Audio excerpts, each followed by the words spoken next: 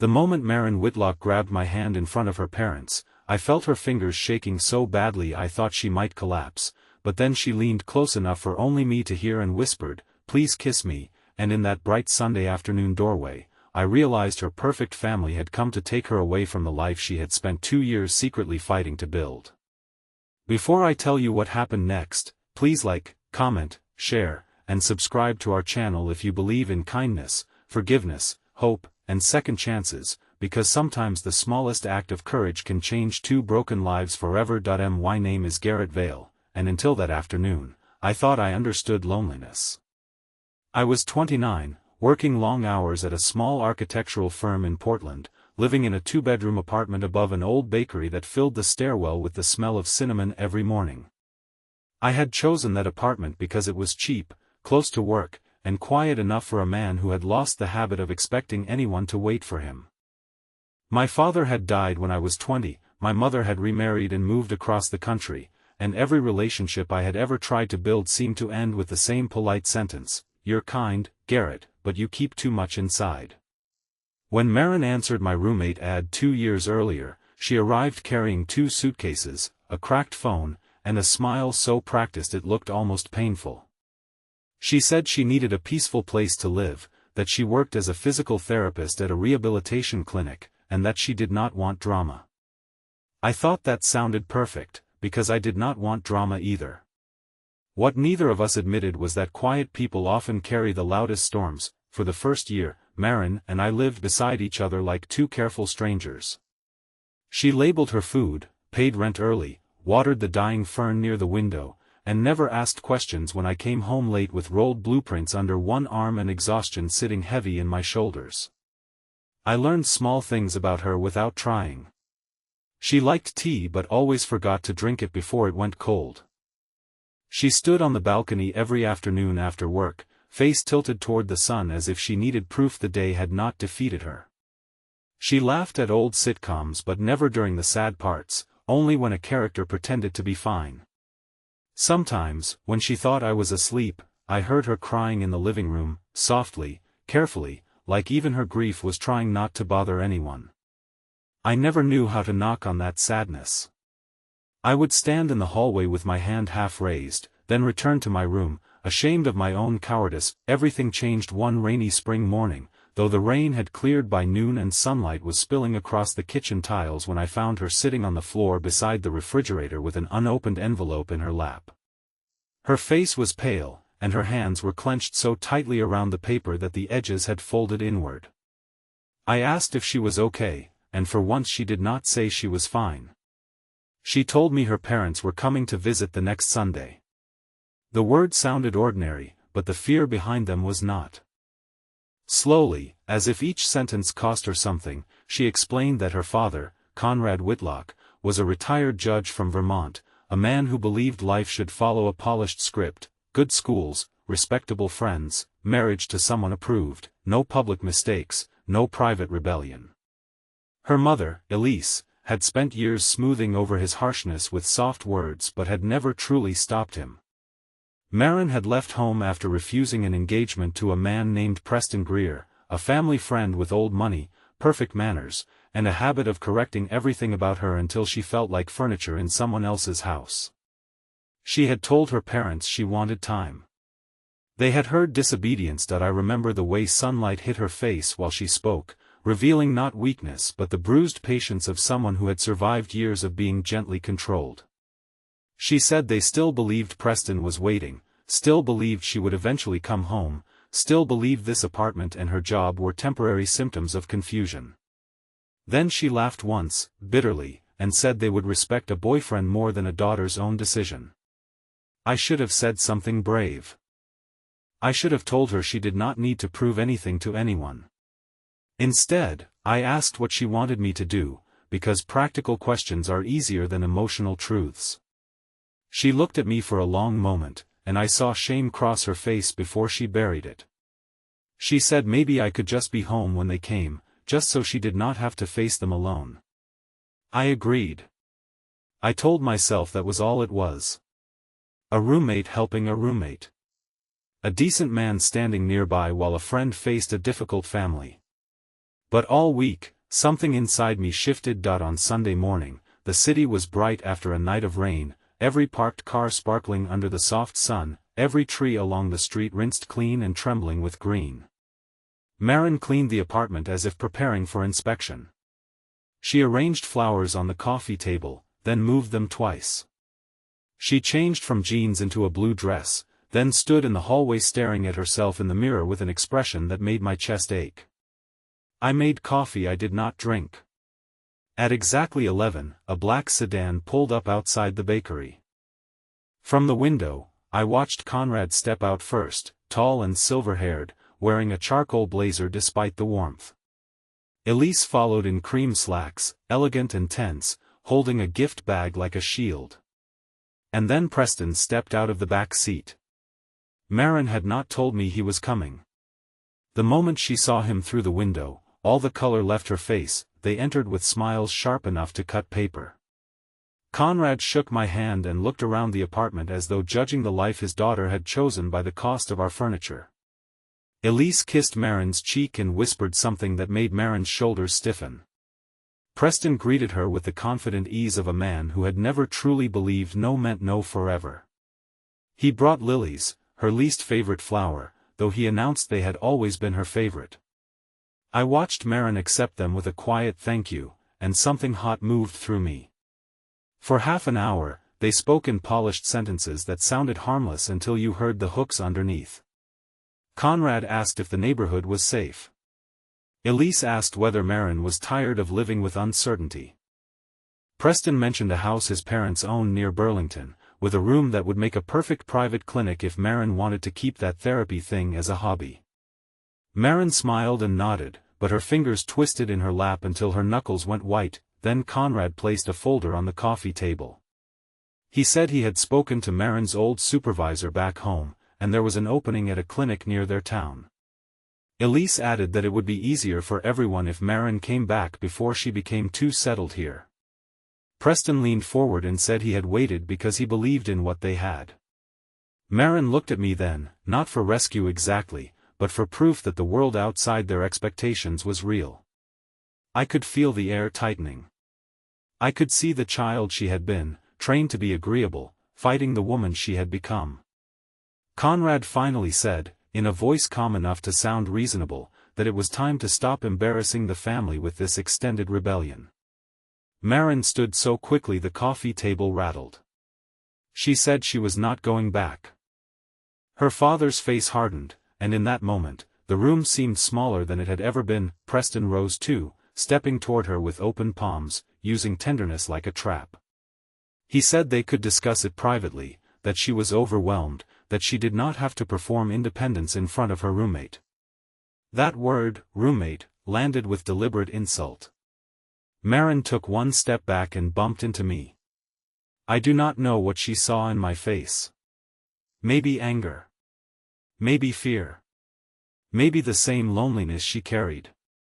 But suddenly her hand found mine, gripping it with desperate force. She turned toward her parents, lifted her chin, and said she was not alone here.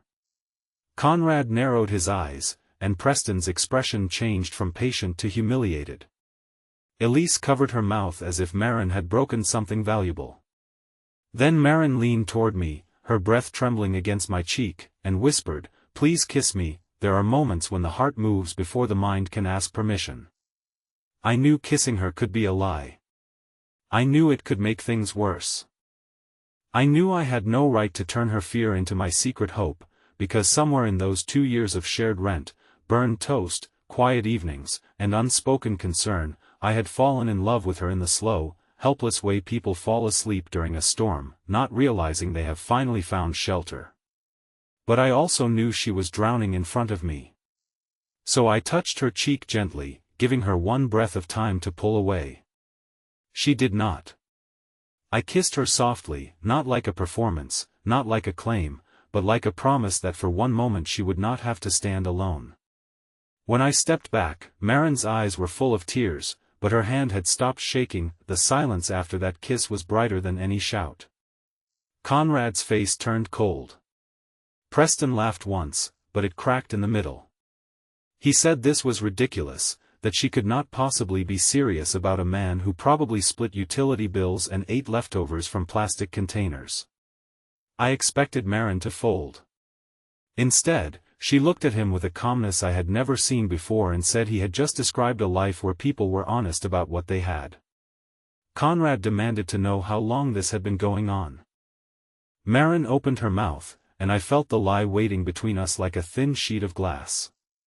I could have saved her with another lie. I could have said months, years, forever. But something in me refused to build her freedom on another cage. I told them the truth. I said we had not been together before that moment, but Maren had every right to choose her own life, whether I was in it or not. Maren turned to me, stunned, and for a second I thought I had betrayed her.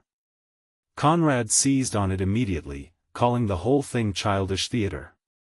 Preston smiled with relief, stepping closer as if the truth had handed her back to him. But then Maren did something I will remember for the rest of my life.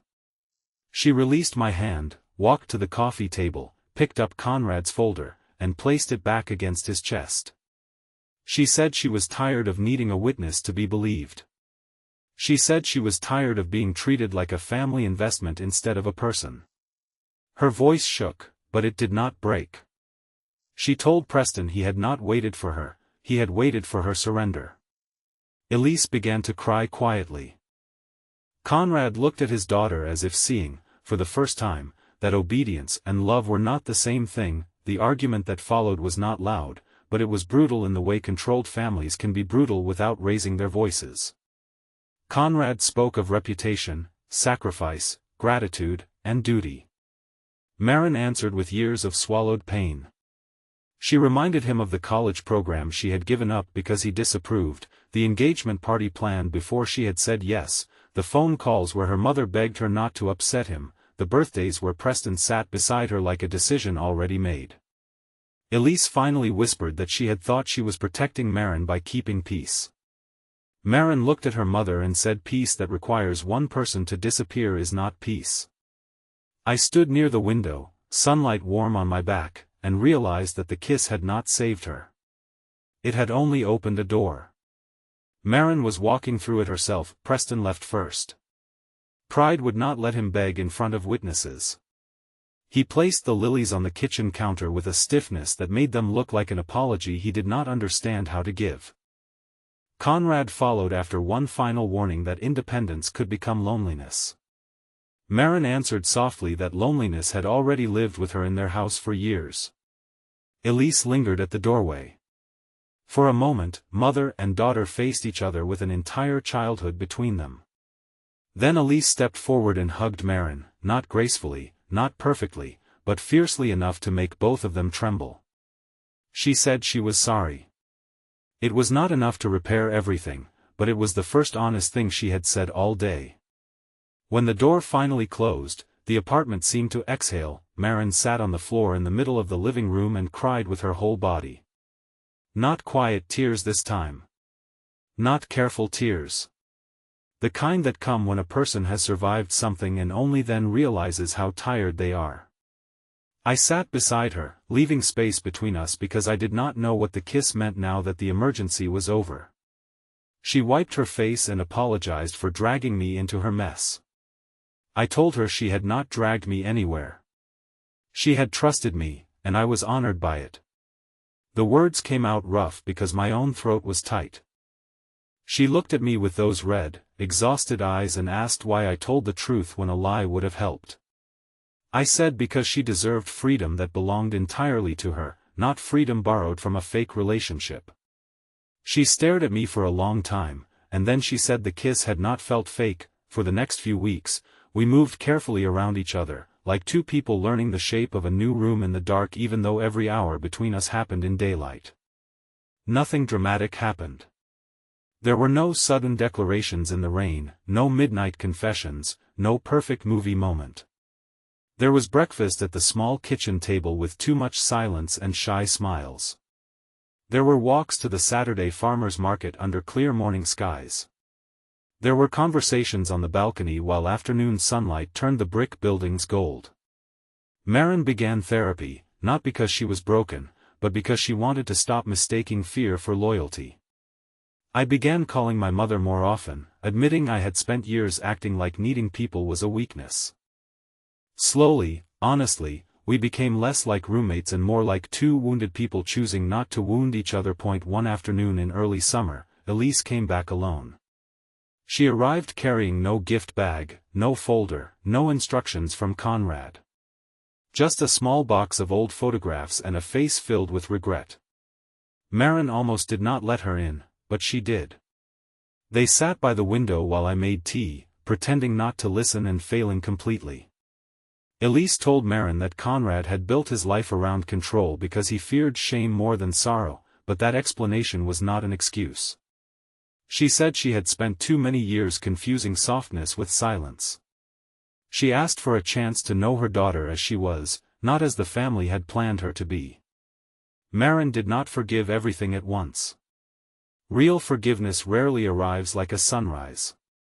Sometimes it comes like daylight through blinds, narrow at first, then wider if someone keeps opening the room. But Maren reached across the table and took her mother's hand, and that was enough for one day. By autumn, Maren and I were no longer pretending not to be in love. We did not rush.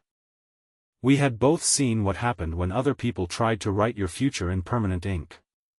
Our first real date was at a little cafe near the river at noon, where she laughed because I was more nervous than I had been during her family confrontation.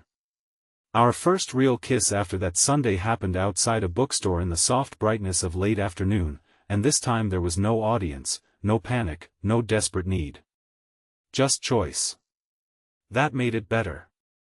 She told me once that love used to feel like a room she had to earn permission to enter. With me, she said, it felt like a door left open and a voice saying she could leave whenever she needed air. I told her that before her, I thought being strong meant needing nothing. She taught me that strength could also mean holding a trembling hand and telling the truth. A year after the day her parents came, we hosted lunch in the same apartment. Conrad came too. He looked older, less certain, and perhaps that was the beginning of his humanity showing through the armor. He did not apologize with a speech. Men like him often do not know how to kneel inside their own pride. But he helped me fix a loose cabinet hinge in the kitchen, complimented Maren's clinic work, and when she spoke about expanding her rehabilitation program, he listened without correcting her. Before leaving, he paused beside her and said he was proud of the life she had built. Maren cried after he left, not because the words erased the past, but because they proved the future did not have to repeat it. If this story touched your heart, please like this video, leave a meaningful comment, share it with someone who needs hope today, and subscribe to our channel so you never miss another emotional journey. Before this story ends, leave a meaningful comment about what you believe love should feel like: control, comfort, courage, forgiveness, or freedom. I still think about that first kiss sometimes, not because it was romantic in the way people imagine, but because it taught me something I had spent years avoiding. Love is not always the person who rescues you. Sometimes love is the person who stands close enough for you to remember your own strength. Maren did not need me to save her from her parents, and I did not need her to fix the lonely places in me. We needed each other to witness the moment we stopped being afraid. Years later, when sunlight pours through our kitchen window and Maren reaches for my hand across the table, I still feel the echo of that Sunday afternoon. Only now, her fingers do not shake. Now, when she leans close and kisses me, there is no fear in it, no performance, no plea for rescue. There is only the quiet miracle of a woman who chose her own life, and a man grateful enough to be loved inside it.